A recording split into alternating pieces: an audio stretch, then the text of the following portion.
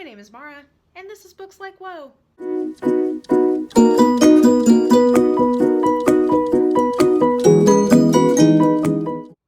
So, today is my first entry in a little series I'm going to call Book or Movie, because I am super creative. And basically this is exactly what it sounds like. I'm going to talk about two incarnations of the same story and tell you which one I think is better, book or movie.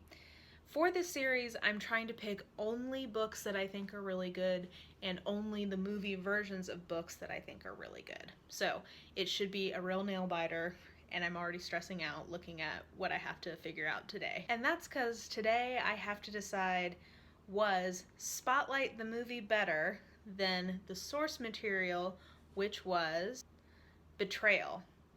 Which is by the Boston Globe. So before I get into this, I do want to provide a trigger warning.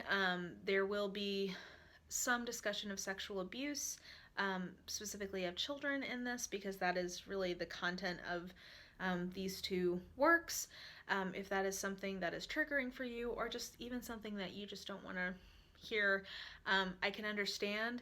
I would encourage you, because these are really important works, though, if you can deal with it, to maybe try to listen and see if this might be something that is edifying to you. So anyway, trigger warning, feel free to click off if this is going to be something that ruins your day. I don't want to do that, so there you go. So if you haven't heard of either of these two works, Spotlight is an Academy Award-winning movie, and when I say Academy Award-winning movie, I mean it won Best Picture in 2016, about the story of the Boston Globe reporters who unearthed the Catholic Church sex scandal in the Boston area in the early 2000s. That movie was based off of the collected reporting and the book called Betrayal, the Crisis in the Catholic Church, which was written by essentially the group of Spotlight reporters at the Boston Globe. Now, straight off the bat, I have to say part of why this is going to be hard to determine is because I can't help but kind of having some sense of the historical weight of this series of events.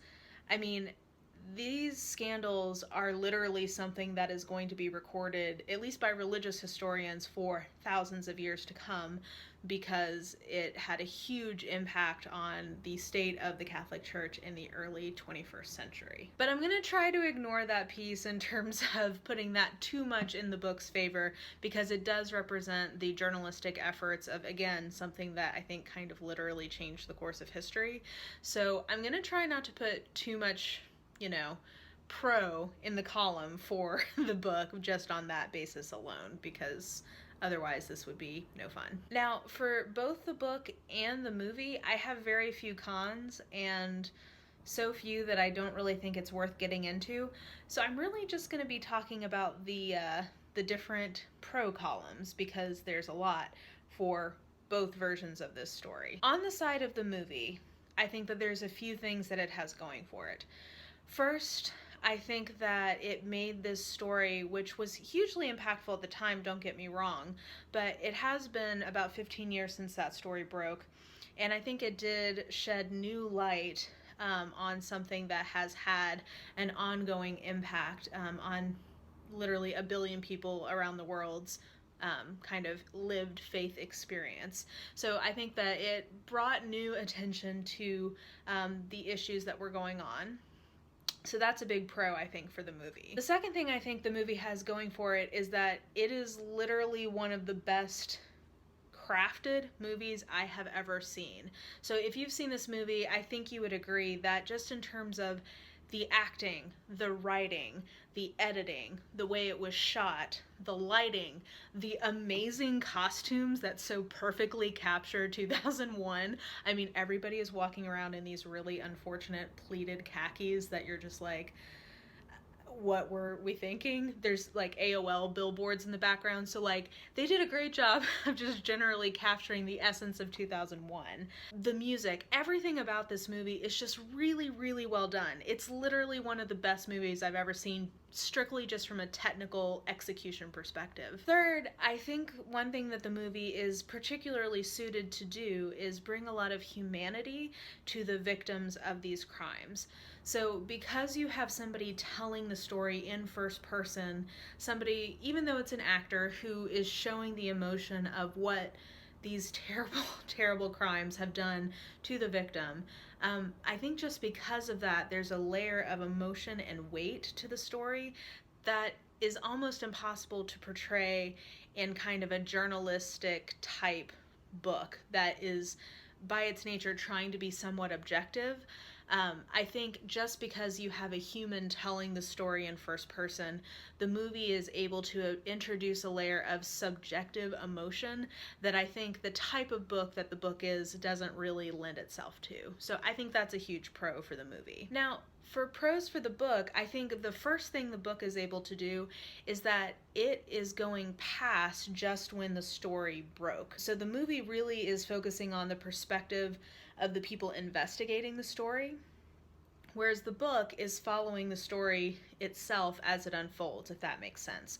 So yes, you do get all of the stories of the victims, you get all of the history, you get kind of just an exhausting almost list of just terrible things that were done to children, and you get all that like you get it in the movie, but it also continues on. So it provides a lot of historical context of how the church reacted to the scandal and some of the fallout from that scandal for both the church and the Boston community itself. The second thing I think that the book is able to do, because it is following the church after the scandal breaks, I think it's able to provide a lot of really helpful context for how the institution in the Boston area, and unfortunately not just in the Boston area, how the Catholic Church has sort of evolved to create an environment in which these types of crimes happened, right? So I think that they do a really nice job in the book of kind of diving into, this is what the seminaries were like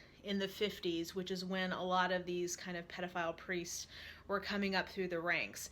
Here's the atmosphere of the 60s and 70s, and some of how the sexual permissiveness of that time period was reacted to by the church, and how some of the blowback from that kind of impacted how the scandal unfolded. So you do get a lot more just sort of historical context, I think, and I think that helps understand, or it's not understandable, but at least contextualize a lot of the church's responses. And the third thing that the book is able to do is, I think, show how this problem was not just something that happened in Boston, but really provides you the broader context around the United States and sadly around the world.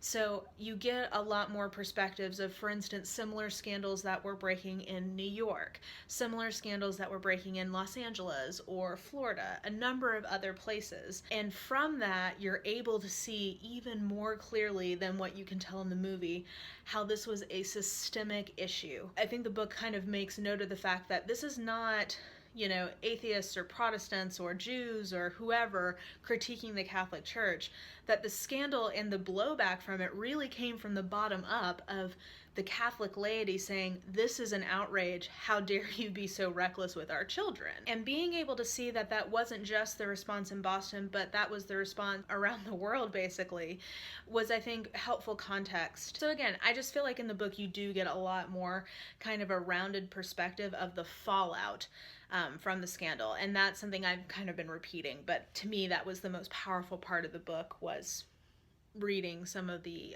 aftermath and kind of consequences of this scandal. So having said all that, which would I recommend more, the book or the movie? I'm gonna have to say the movie, which is hard for me to say, but I do think that I would probably say the movie is a little bit better than the book. And I think I have two reasons why I would say that. One, if we're talking about best of breed in terms of, is the book as a book one of the best books I've ever read versus is the movie as a movie one of the best movies I've ever seen, I have to say that the movie as a movie is one of the best movies I've ever seen, whereas the book as a book is very, very good. I mean, I highly recommend it, but it's certainly not the best piece of just journalistic writing I've ever read, and I think its value lies much more in its historic importance and the content of the book rather than it as a work unto itself, if that makes sense. So that's the first reason. And I would say the second reason is I feel like this is such an important thing for people to talk about, for people to know about. And I just know that people are much more likely to watch a movie than read a book. So I think it's easier to kind of open up a dialogue about these things with a movie than with a book. The other thing that I think the movie does or kind of hits on a little harder than the book does is the fact that what was going on was not just sexual abuse, it was also spiritual abuse. So one of the survivors of the abuse in the movie says, you have to understand, this person didn't just take my innocence, he also took my faith. And like, that is just such a, I'm getting teary even just saying it, like just seeing that parallel in the movie, and that kind of theme being brought home of, this is not just somebody violating someone's body and spirit, this is really someone violating someone's soul and their faith, and that's just, like it is tough stuff. And I think the movie does a really nice job of kind of bringing that theme out, because you have that at the beginning with one of the survivors talking about that, and then at the end, towards the end of the movie, one of the reporters is kind of reflecting on everything that they've learned. And he says, you know, when I was a kid, I actually really liked church. And yeah, I'm kind of lapsed right now, but I always thought that at some point I would go back to church. But this experience has robbed me of my ability to do that. And I think that's something you see again and again in the movie, is people not just questioning kind of the goodness of humanity, but because of the scandal having to question their own thoughts about faith and God and religion. So I think the movie does a really nice job of bringing those themes out. All in all, both of these are fantastic pieces of work. I would recommend the movie to absolutely anybody who is of age and who will not be triggered by, I wouldn't say graphic, but I would say frank discussions of sexual abuse of minors. I would recommend it to anyone who thinks that that's something that they could handle, because I think it's a very confronting but just excellently done film. So I would certainly recommend that. And then if you have an interest in this topic, or if you want to learn more, I think the book is very, very good.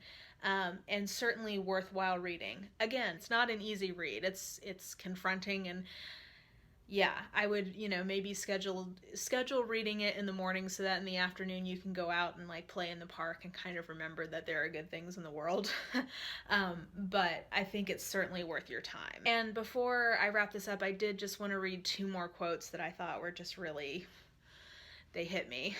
One was from the sister of one of the victims, who is talking about what the right response to this is, and she says, I think that being silent is a sin.